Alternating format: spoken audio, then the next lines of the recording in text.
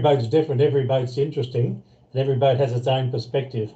I can remember one day trying not to get an argument with the owner, who was telling me the only reason they had a portaloo on board was because of our regulations and the instructions of the crew, and never to use it. It was never to be opened. It was only there to be audited on. That was probably one of the funny ones. Another one was one set of owners who appeared with their flares in a plastic bag full of water floating, saying that they were sure they were in good condition because they hadn't been opened since last year. Oh, magnificent. Now, look, straight away, we've got a question from Jeff Kitchen at the Royal Prince Alfred Yacht Club. Jeff, I'm going to take your question and I'm going to steer it to Paul Buchholz. Paul, what is the equipment auditor's responsibility in regard to the coal regs? Jeff asked, for example, nav lights that are perfectly legal under the special regs, but don't necessarily satisfy the coal regs. How would you deal with that when auditing a boat? Some of those things pop up when we see that we're there, and the main thing about it is the obstruction from sails around the area, and that's the main thing we have to look at. Some of the regs, so if you've got a code 0, perhaps it might cover over your port light or your starboard light going forward. So those little things that we need to be careful about when you look at those things. Coal regs are there for one reason, that's for stop collisions and for night work. And the other thing is to make sure that people are sensible how they actually approach the navigation system at night time. Yeah, super. Look, Paul, whilst I've got you there, I'm going to give you another question from Tony Austin at the Lake Macquarie Yacht Club. I hope I got that right, LMYC. For those who don't know me, I come from Yeppoon, and there was a Keppel Bay Sailing Club, and it took me a while to realise the KBSC in Tasmania, it's not the Keppel Bay Sailing Club. But LMYC, I believe it would be Lake Macquarie Yacht Club. Tony asks, and I'll steer this to you again, Paul. Good evening. Question, please explain the earliest expiry dates section of, I'm correct, good. how we use the earliest expiry date section of the new forms, especially the updated expiry. Just give a bit of a rundown on how you manage the expiry dates on forms. So previously we used to have an expiry date, and our audit went from 30th of June to the first July to 30th of June. Now they've changed around, so it's a yearly event. So you may have me racing in November, and you might find that, okay, fine, my flares run out. My flares run out maybe January of the following year. So at that stage then, so if you're not auditing for a full year, you can put down, if those things don't last the full year of your audit from when it starts, maybe so the 1st September, then you put the earliest date down there that those things expire on. That way it's a tag that you know that after that date those things are no longer in date, and so your actual form is out of date as well. So your actual audit is out of date. That's how it comes about there. So there's all those little things, so you can still race up until that expiry date comes up. Yeah, excellent. Thank you, Paul. Just a reminder for everyone, just to help be efficient through the questions that are coming in. If you do have a question, please put them into the chat. But what we're doing tonight, we're going to focus specifically on the auditing role of the equipment auditors. We're not really planning to visit policy positions that are set in the special regs. So what I'm going to do, when there's a question about a policy position, I will actually be skipping past it and getting to the auditing related questions. Hugh Howard, GLYC. Now, painful. Okay, I know where we are now. When assessing anchors, I'm going to look for a volunteer from the panel. And Chris Morgan in Brisbane, I'd like to thank you for volunteering on this one. When assessing anchors, what would you advise about the differences between class rules, the special regs, state legislation, and indeed efficacy for local sea bottom conditions? And this is good for Brisbane because you've got your offshore races go out of Moreton Bay or the surf to city, but you've also got a lot of Cat 5 racing in Moreton Bay. So how do you handle that? Okay, first up for the keel boats, it's relatively easy because the special regulations have got a chart in there on what size anchors should be appropriate for the size of the boat and chain, etc. And that needs to be checked. We need to check that the rope or the tail end of the chain is attached to the boat permanently, and it's ready to be deployed as instantly. Most cases, if you're starting to get up to Cat 3 and above, there's a provision for a second anchor. That doesn't necessarily have to be ready to go, but it has to be in a position that can be put together with chain and warp, and is also appropriate for that type of boat. Where we have some differences, I guess, and a good example can be the Etchells. And the Etchells have sometimes got, and I know when we had the World Championships here, they had their own requirements for safety, which we audited in accordance with their worldwide regulations that they had. It wasn't dissimilar from what we have, but it did specify weight of anchor, amount of chain, and length of warp. That can vary obviously from place to place, I'd imagine, depending on depth of water, but generally that's what we found. One thing that I've experienced personally recently is I've got a 35-foot X-yacht. I've just brought it back from up north from Ely Beach, and we learned something on the way back with our anchor. We've got an aluminium race anchor in it with chain appropriate size and length and warp, but it's at the minimum. And we had a number of occasions where we didn't, we had anchored not holding during the night. Fortunately, we had an anchor alarm, and that sort of helped us a bit. But it's something to be wary of with the race boats, I think, to make sure that they have got enough chain on them to keep them in the ground. Thanks, Glenn. Super, and thank you, Chris. We have a question from Glenn Addisell further to the anchors, where Glenn asks, is there a Middle Harbour Yacht Club? Super. Now, Phil Darling is your own Middle Harbour Yacht Club person on this call, so I guess you guys could have a cup of coffee and discuss this at any time. But is there a standard chart we can all use which compares Fortress anchors with those listed in Table 1 and 2? Can I open that one to the panel? I know we do have an article about it.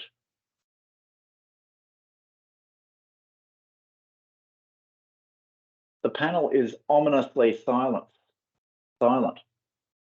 Phil, is that something, I presume you know, Glenn, is that something that we can get some resources to you and you can follow up with Glenn? Yes, I know Glenn very well, actually. But yeah, it's a constant problem. We would be looking for information from the manufacturer. I'm aware of a couple of standard charts. If you can get me some information I can pass on to Glenn, that would be fantastic. But I guess we're looking for manufacturers' recommendations and anything that's certified there to help us make that swap across between the new anchors and the ones that are in the Blue Book. Yes, I do recall the Yachting New South Wales Special Reg Subcommittee doing some wonderful work on this. It might even be going back so far that Jim Orrell was a contributor to it. And it really is a matter of finding where it is in our voluminous website and digging it out and getting it all out to the auditors again. I believe it actually has already been circulated in an article. And whilst questions are being answered here tonight, I'll probably scratch around on the website and see if I can get the link to everyone here in the chat. Hopefully. Okay. Just going back to a question that I did miss. We've got John Coonerty from Port Stephens. Just did an audit on a sports boat, has no lifelines. Approved to Cat 5 daylight only.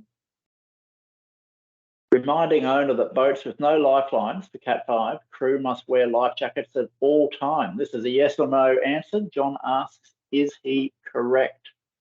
Manfred, do we have sound from you yet? We don't have sound. David Royal, is this something that you're familiar with and able to contribute to? I am, and I think the answer is yes, it is correct. You've got to wear your PFDs at all times, whether there are no lifelines at Cat 5.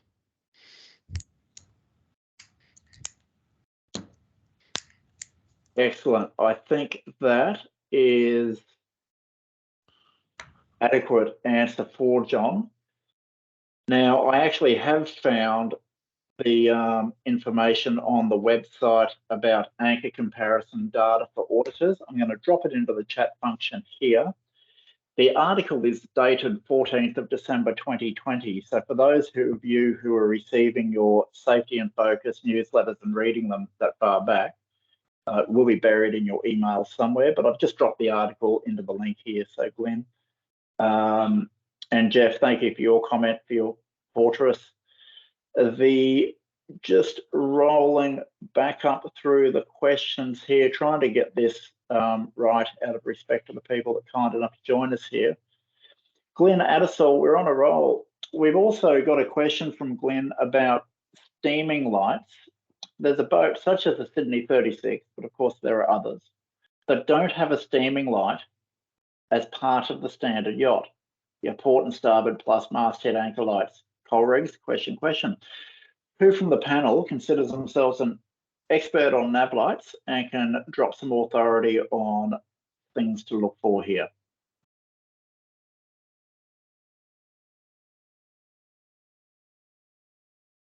Glenn, Chris here. Yep, thank you. This has been raised before with some of my auditors too. To the best of my knowledge, there's nothing in the coal rigs with regard to steaming lights, because we're talking more of racing boats, and you're not going to have a steaming light on unless you're motoring at night.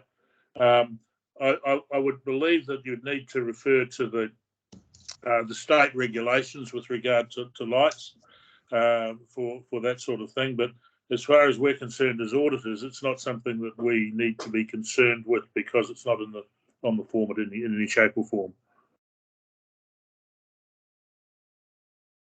Okay, thank you, Chris. Thank you very much for responding to that. We've got Steve from Bellerive Yacht Club, who's asked, who is it that decides when a self-audit for Cat 5 and 7 is acceptable? And this is one that I'll answer. Steve goes on to ask, is it the organising authority, e.g. the club, or Australian Sailing? Can't find any reference. Steve, that's a matter of club-by-club policy. It is strongly recommended in the special regs, but it's not something that's mandated yet by Australian Sailing.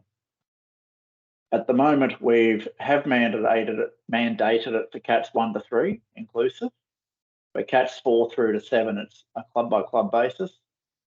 As the club equipment auditor course is now online, it's a lot easier for clubs to develop a whole heap of volunteers who can work in this space. I'm pleased to say that a lot of clubs around the country are picking this up voluntarily at all categories. Blackgowrie Yacht Squadron is a wonderful example in Victoria that are doing it across the board. It's something in the Greater Hobart area, particularly the combined clubs. I'm hoping that the 3 clubs on the River Derwent would pick it up and make it mandatory for all categories, and not just for their offshore events. Frank, I do note your question. That's a very technical one that you've got there tonight, so I'm going to gloss over that for now. That would require us to pick out the book and read it carefully. Jeff Edmond from the Lake Macquarie Yacht Club again talks about under 13, another technical question about the lifelines. Are any of the auditors in the panel on tonight happy to field questions about the technicalities around auditing lifelines under the recent amendment, or is that something we'd need to pull out our textbooks to check? We might be able to address Frank's question and Jeff's question by doing a safety and focus article that can provide detailed and considered information, okay, and get it out there to everyone at the same time. Now, Michael from the BPYC, and I'm well and truly stumped this time. I've been working in this game for a long time and I've got no idea where the BPYC is. Perhaps somebody on the panel can save me. Chris Morgan talked about the anchor warp and the bitter end needs to be attached, ready to be deployed.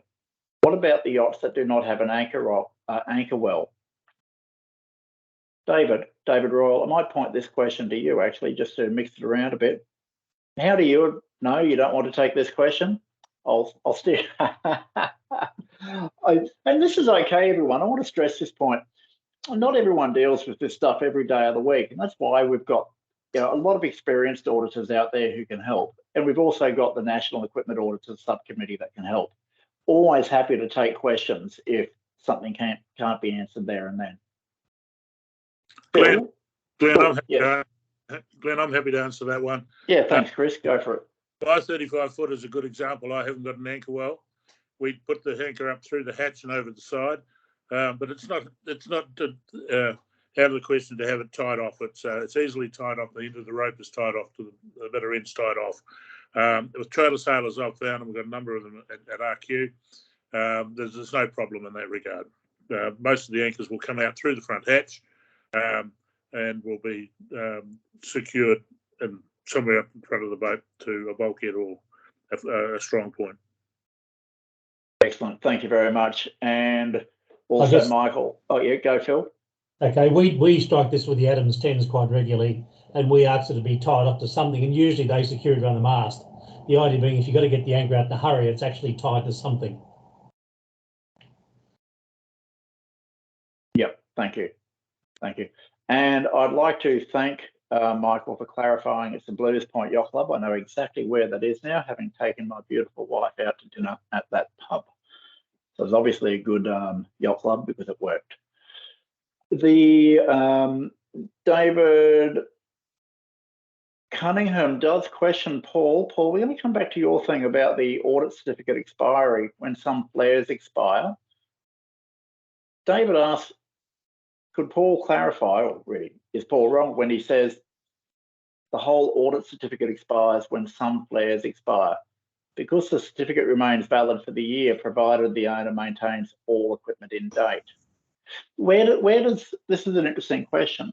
Even though the flare might be out of date, perhaps in August, so you'd mark the expiry date on the form as August. But if the owner is keeping their equipment up to date, how would you treat that, Paul? That comes back to the owner to go to the auditor and make and advise him that he has replaced the flares, and the auditor will then sign off on it that he's actually replaced the flares. So it's up to the owner to come back to us to say, hey, I've replaced those flares, so my certificate is still current. But it's not up to us to actually chase them up. Yeah, okay, I think that's quite clear. Now, whilst we're on that theme, chasing up boat owners, David, I will steer this question to you if you want to keep you engaged and involved in this call. How would you treat a boat? If you go to audit a boat and the boat is poorly prepared, nothing is laid out, the people are running late, how would you handle that boat? Don't be on mute, that won't help me.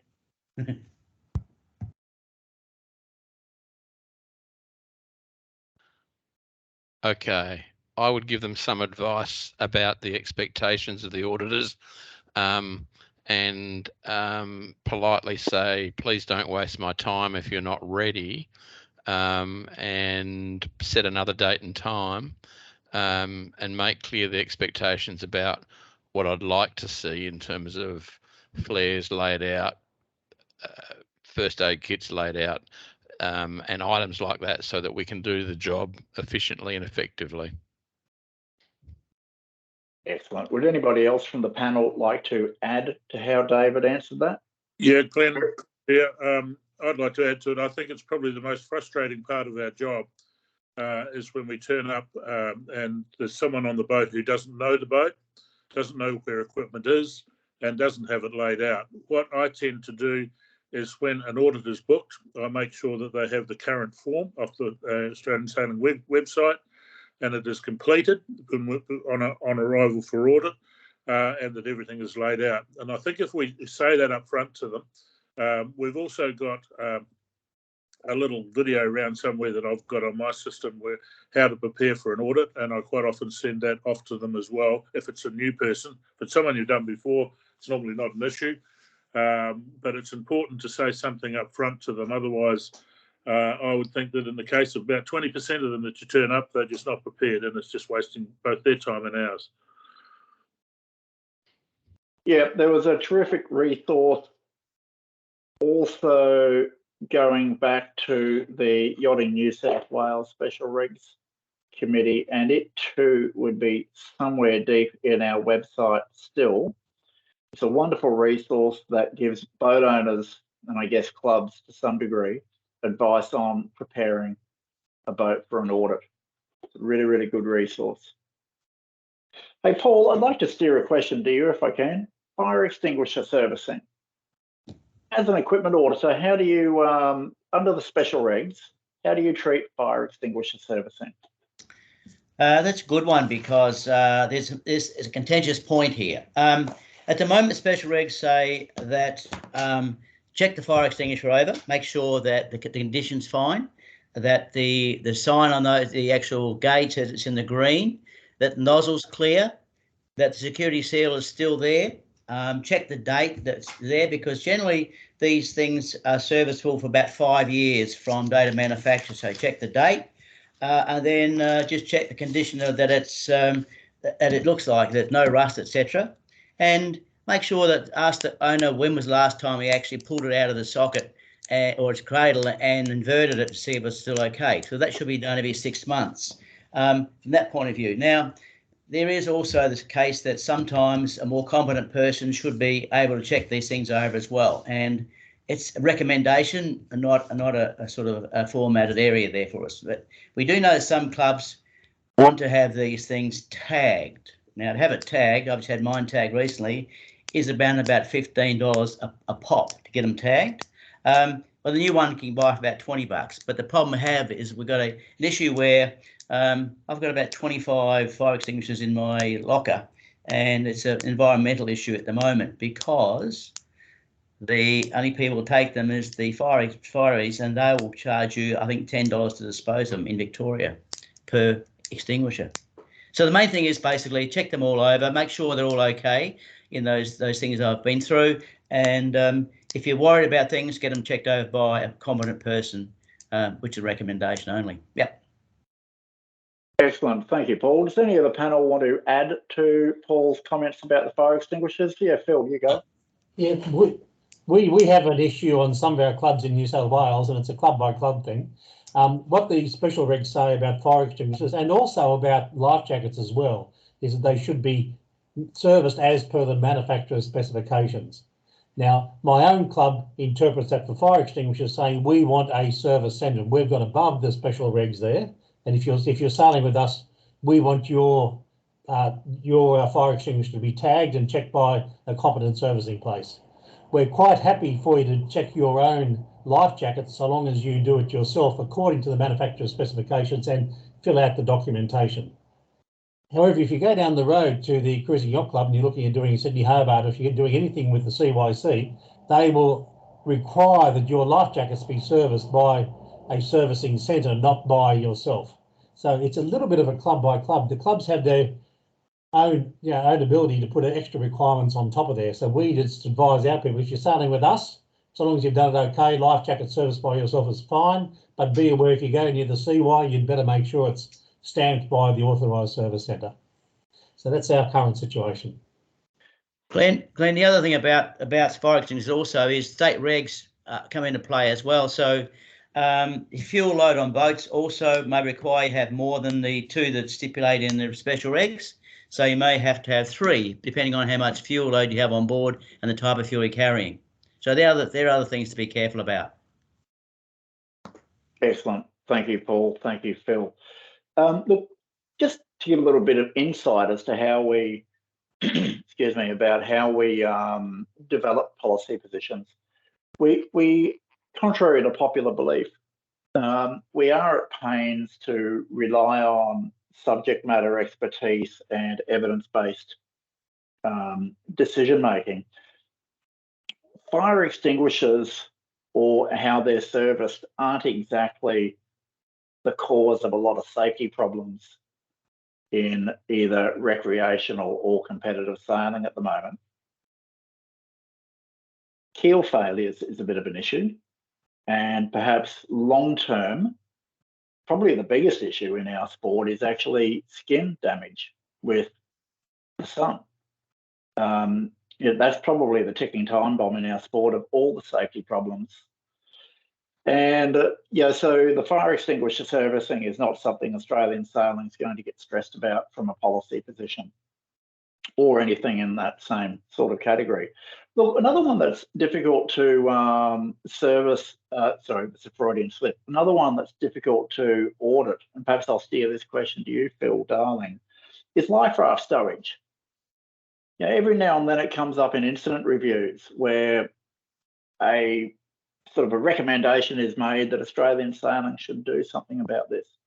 But every time we look at it with so many designs of boat, between coach house, stern, open or not, what sort of cockpit, what sort of stowage options there are, we've left it at the owner's discretion how to appropriately stow their life raft. So Phil, when you're looking at these, being a Sydney-based boat, you're dealing with a lot of offshore boats. How do you treat the life raft stowage question? Okay, that can be a very contentious one, of course. I guess to start off with, just my position, I think it should be all our positions, is we're helping the owners to prepare their boats safely and to comply with the special regulations.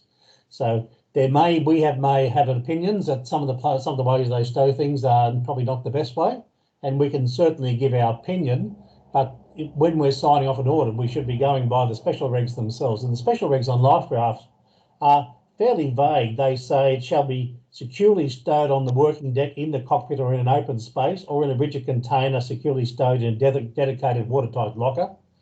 And it shall be able to got to the lifelines or launch within 15 seconds. There's a bit more verbiage than that, of course, but basically it's saying that it's got to be secure and you've got to be able to deploy it quickly. We had a case last year about a boat that had done a Melbourne to Osaka, had the life raft stowed on the transit outside the lifelines at the back and had been accepted for the Melbourne to Osaka and had done that race. And when it came to Sydney Hobart, one of our auditors knocked it back because in their opinion, it was not securely stowed. It was outside the lifelines. And in my opinion, that was the wrong way to go. That was an opinion, not necessarily a fact. It had proved to be it was securely stowed. There's nothing in the special regs that says it has to be inside the lifelines. It just says it needs to be got, and it says to the lifelines or launched within 15 seconds. So that became an opinion-based one. So what I look for there is it secure? Does it look like it's going to survive being in large seas, having waves come over the stern, over the bow?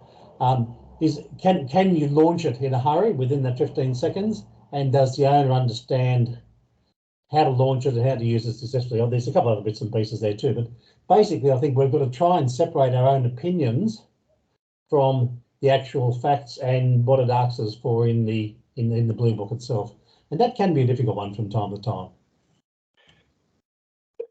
Yeah, that's actually a really important point about auditing, Phil. You are indeed, first and foremost, you're auditing the special regs, what they actually say, not what you'd prefer the outcome be.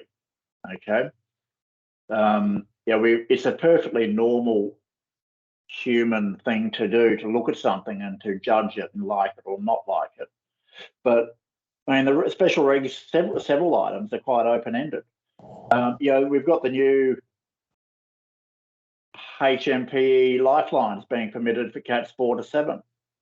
There's a lot of uncertainty over their installation and maintenance. We've actually got a policy position that talks about boat owner judgment. I mean, it's not Stanaway from the office in Hobart or Peasy from our Brisbane office or Zonka from our Sydney office that's going to see, or indeed the auditor wouldn't be going to see on that boat either, or shouldn't be with the conflict of interest policy.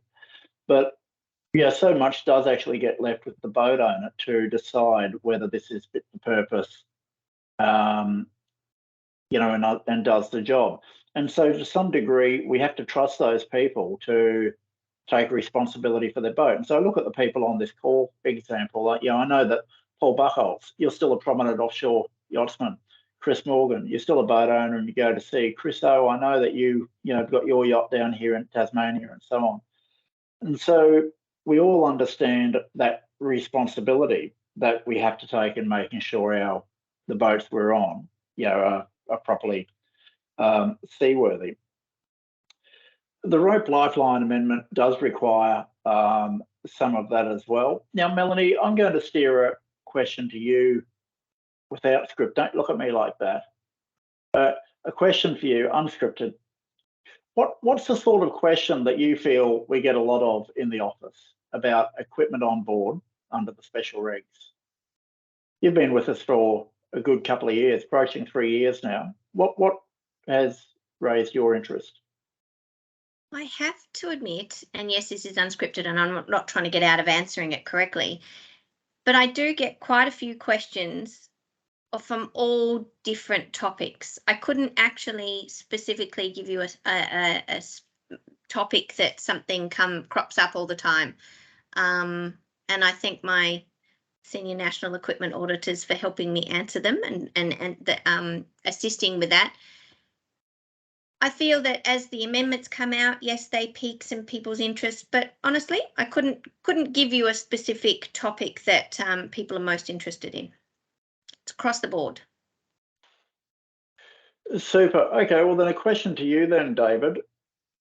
Unlike perhaps Sydney, where equipment auditing's been in for decades and decades, as Chris O said, he'd been on the call for been on an equipment auditor for some 40 odd years. I understand the clubs in South Australia have introduced equipment auditing into their events quite recently. What are the common issues that your fleets in Adelaide are stumbling against? The boat owners themselves, not so much the equipment auditors. So the journey usually with clubs who make the auditing compulsory, the first year or two is basically getting people up to speed around their requirements and their regular undertaking of the audits. Beyond that, it varies greatly, as Melanie has mentioned, depending on, it's more, from my perspective, it's more about new boats that are coming into the club and taking them through the process so that they are aware of what's required if they haven't already turned their mind to it. And after that, it's small items from the high-end racing boats. I can think of one or two of those around bunks and things of that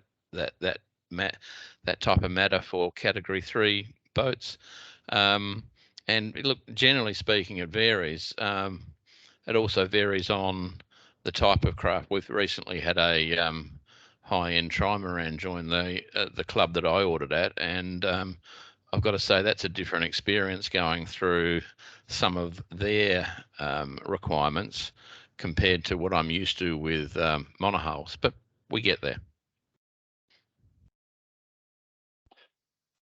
Now, Chris O, you've been silent for a little while. You've come out of an environment in New South Wales where auditing had been in place for decades, and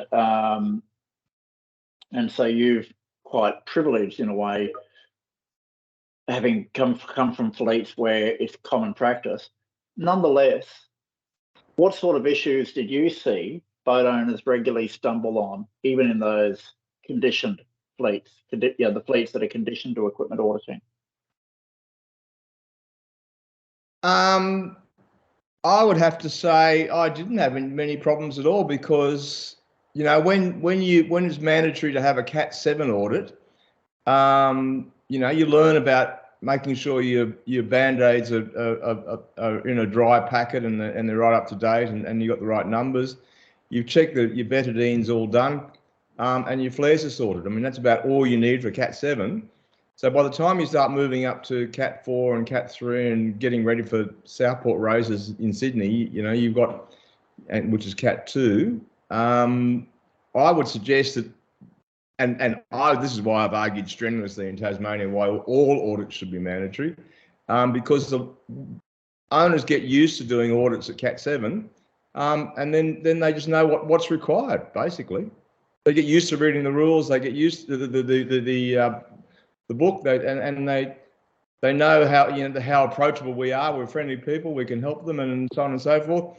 So I would suggest that by making it mandatory down to Cat 7, you don't get problems. Now, I don't know how other clubs or your other auditors see this, but I've found where audits are mandatory down to Cat 7, you train your skippers, you know, well in advance of when they get to the difficult end of audits. What do you other guys think? Yeah, I support that. Having only introduced mandatory audits at one club of the 3 or 4 in Adelaide or South Australia, once you get into a routine with them, it's understood and it's a good system. It really is. We then have, I'll call it rush hour, when there's offshore events or long races on that come and go. But for the clubs that have it as a mandatory process, it's once you get through the perhaps you call it the pain of the first year, it's a pretty good experience. Glenn, sorry, can I just butt in? Dale Laurie. Yeah, of course. We've been mandatory auditing for probably about 10 years, I guess, at Geelong. And we use the owners actually fill it in. We've got an app for it instead of the tick and flick on the paper. And then they book online for us to go and audit at our availability. And that's worked really well. The first issue that we had was with the companionway, you know, the securement of the hatches. That was a bit of an issue to start with. But since we've been doing it online and all that, the auditing's become so much easier. All the boat owners are online now. So it's really good. It's so much easier than the old tick and flick paper one that we've done for years. Excellent, thank you. Yeah, just what I'm going to do. If you could hold on, Paul. If everyone could just put themselves back on mute for a moment, I'm just going to do a screen share of the snap hook, snap shackle thing, because we got a good question that came in from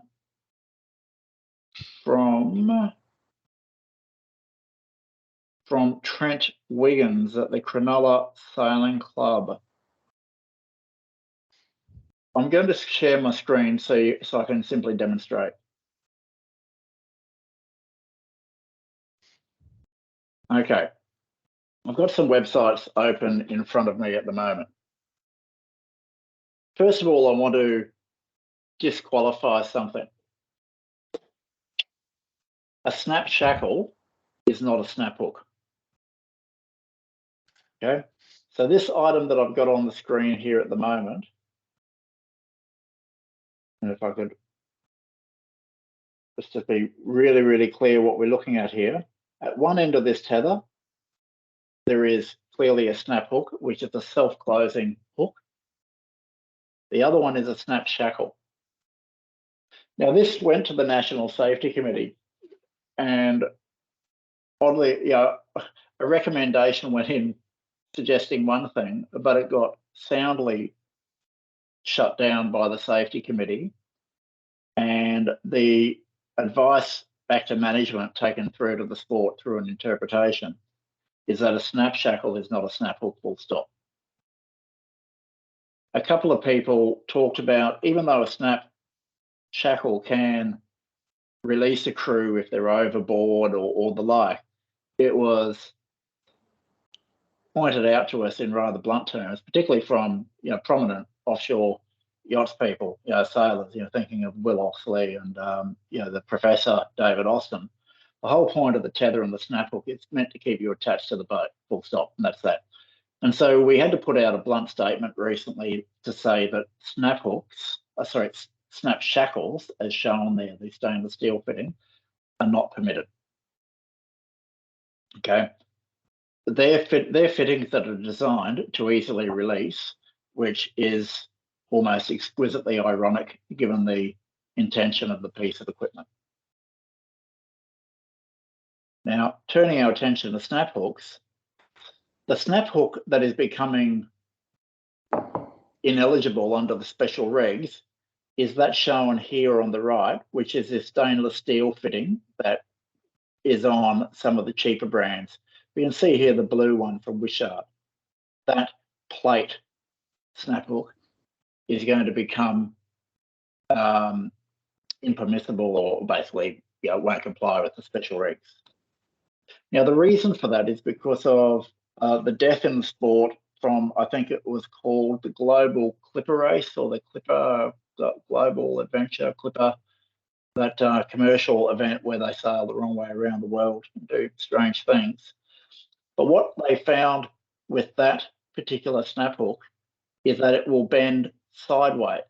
It's got excellent structural integrity and will not deform if it's pressured in one direction.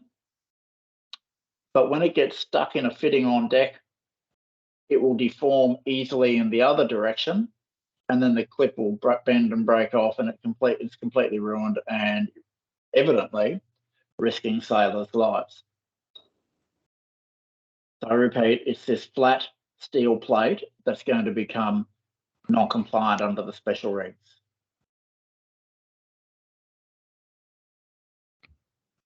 The ones that we're really looking for from the date onwards is this example here.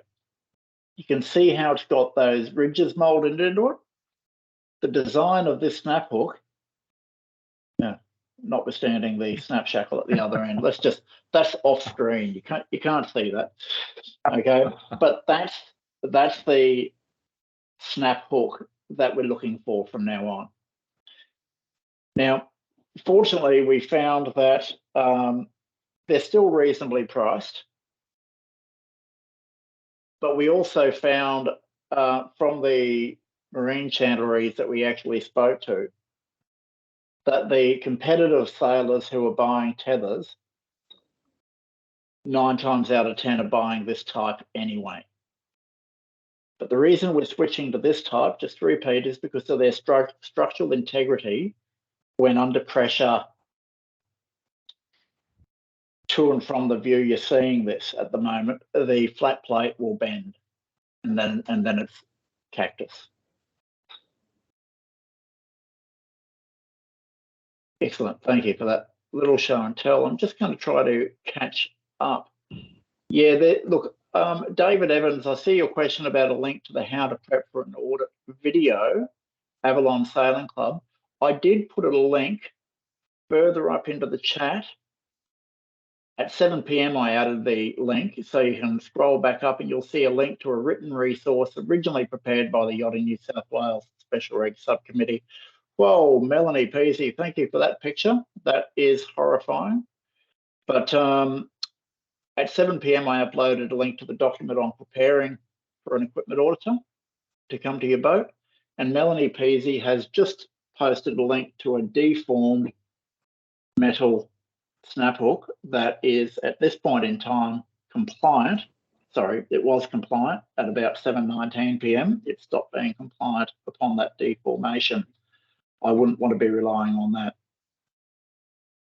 Excellent. Look, we're getting close to wrapping up. We're reaching our 1 hour mark. I'm pleased to see that clubs like the mighty Capricornia Cruising Yacht Club, the boat successfully audited and sailed, but some months later the auditor is sailing on that boat. Should it be re-audited independently? No, Tim, not in a situation like that where it's already been audited.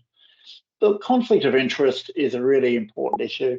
I was asked here in Hobart by an auditor, he's going to be racing on a boat, should he be auditing the boat? And it was, he knew up front that would be the case, and so I just gave him the blunt no, you shouldn't. Especially when you've got half a dozen other auditors, all within 10 kilometres down here. Just get somebody else to do it. Andy Merlot from Port Arlington is trying to break a culture of not taking safety audits seriously. He will be scoring boats without a declaration audit as a DNC in a race. Love it, a bit of tough love. How do I stop my non-complying boats joining a cruising event without registering for the event? Well, who laughed? Me. Well, since that you had a chuckle at that one, how about you have a first crack at answering it? Because I certainly can't. Can't stop people from taking their boat out. But How can I? Particularly for a cruising event. you can't control them at all. Well, there we go. Apart That's, from naming and shaming them. well, I think that, I mean, you know, if it's a race and there's a requirement in the race documents, the race committee's got to, get a bit of backbone and take action against boats that aren't compliant with the rules they're putting in place. Yeah, that's really, to be frank about it. There was a very, very famous case relatively recently around a boat doing the Hobart not answering its VHF radio or responding to phone calls and flares and the like. And while certain boat owners took a bit of flack over the way that was dealt with, a lot of people lose track or lose sight of the fact that the race committee took action, and I'm pleased the race committee did. They should. It's a responsibility they carry as a race committee. So if you've got a race committee and race documents that require certain things, and the race committee learns that boats aren't complying with those things, they should take action and just go through the process. A little bit of tough love, it'll stop happening. Might not be popular that year, but it'll stop happening.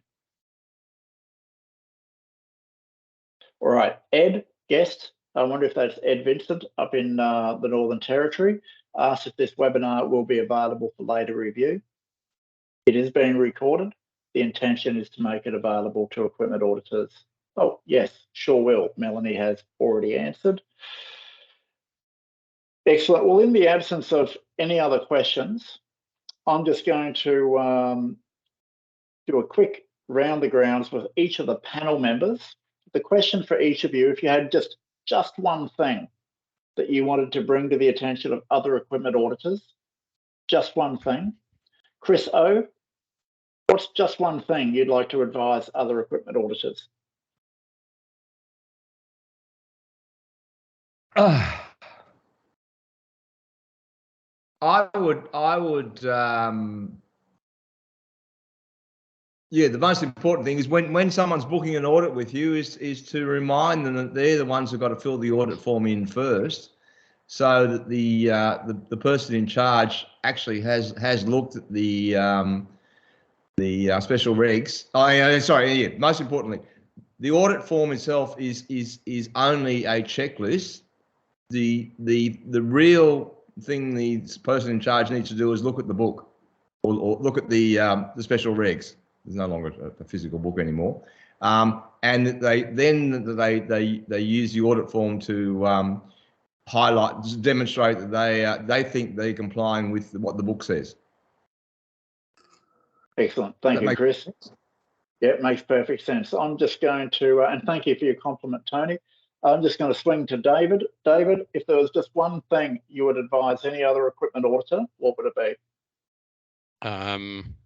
Be constructive and approach your job in a way that will assist the owner or the owner's representative, so that the auditor is putting on I'll call it a good show in terms of being polite, always asking if permission to come aboard to start with, and bring your tools with you. You need a tape measure. You might want to have a torch, stuff like that.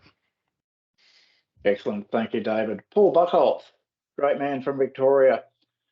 What's one bit of advice you would give another equipment auditor? Glenn, I think what we understand here is that when we examine the boat, we hope that equipment stays on the boat for the whole duration of that audit time. And this is one thing we can't control. It's the boat owner's responsibility to make sure that stuff is on board whenever they go out. That's the thing we can't control. And we hope that the boat owner understands what we're trying to do here. If we can make sure the gear's on board, but whether they're taken on board with them, we don't know. Super. Now, the names have rotated around on my screen. Chris Morgan, I haven't asked you yet. What's the one bit of advice you would give an auditor? Glenn, I think that the one word is communication, and I believe we have that pretty well in Queensland. If an auditor's not sure about something, they're normally pretty quick on the phone or email me for an interpretation of it or an answer to it. They should also understand that if I don't have the answer to that, I'm going to go through our team that are on the screen now, Australia-wide. And then I guess if we haven't got an answer to that, it will then go through to you, Glenn, and you'll pass it on to the safety committee. So there is a process. But the main thing is, if you're not sure about something, just jump on the phone to each of us in the relevant state, and we'll be only too happy to help. Yeah, indeed. And that's just, Fonz, I'm pleased to see your correction come through. I was a little bit perturbed at your first chat item there, but to see it corrected, I'm feeling much relieved. Yes, indeed. We're not policemen, but here to see safer racing. Now, Phil Darling, what's the just one thing you would advise other aspiring policemen, equipment auditors, I guess. Thank you, Fonz. You've given me some material. Actually, I think my thunder's been stolen by a few of the earlier comments, but I would say just remember we're there to help them, help the skippers become compliant and safe. It's their responsibility. We're there to help them. We're not policemen, but on the other hand, if we disagree, don't sign off a form that you disagree with. So we're there to help them, but hold your stance and stand by it and pass it right up the line if you've got issues. Magnificent. All right, super. Manfred, I'd like to thank you for attending and observing and lip reading. Indeed, we'll send some tech support your way another night. Everyone on the panel, thank you for your constructive conversation. Ed from Darwin, thank you. Everyone who's actually put the comments in at the end here, thanking the panel, and thank you all for attending likewise. I do see that on the call there are some great contributors who go back a long time in the equipment auditing space. Special call out to John Kirkdean and Frank Walker, who I know have been on the call. The whole program wouldn't be what it is without their contribution over the decades that precede where we are today. Melanie Peasy, you do a great job in our Brisbane office, keeping us all on track. We've got a suggestion to do this again in a couple of months. Now, that might be a little bit early for our, Australian sailing. We do move, we do get stuff done, but sometimes it's a glacial speed. But we do get there. Might not be 2 months. We will be back. Hey, everyone. Thank you very much. We'll leave this call now. Let's wrap it up. Guys. Bye-bye. Right, everybody. See you later. Night, guys. Not all. No, it's backs. Thanks very much, guys. Good night.